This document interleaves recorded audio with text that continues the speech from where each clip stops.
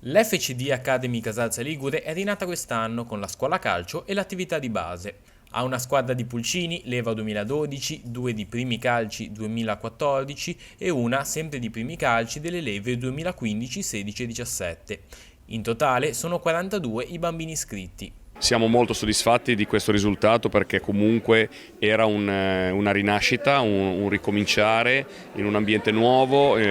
con delle idee di voler mettere sempre i bambini al primo posto e cercare di farli stare in un ambiente a loro consono, il più sereno possibile, ovviamente con lo sport, col calcio che per noi è la nostra passione. Per la società il periodo del Covid è stato un duro colpo, con le restrizioni e i protocolli che hanno messo in difficoltà allenatori e dirigenti. È stato complicatissimo perché comunque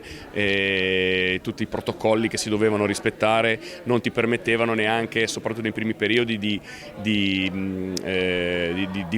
fare allenamenti veri, cioè allenamenti di gioco, perché poi è il gioco, e fare allenamenti dove i bambini non possono giocare tra di loro o farli distanziati è stato veramente molto difficile. Nel prossimo futuro ci sono due tornei in programma a cui la società è molto legata. Che è l'8 di aprile nel nostro campo a San Giovanni abbiamo il Memorial Cristian Brusco che è riservato alla Leva 2014, che è un ragazzo di Casarza che è mancato l'anno scorso, e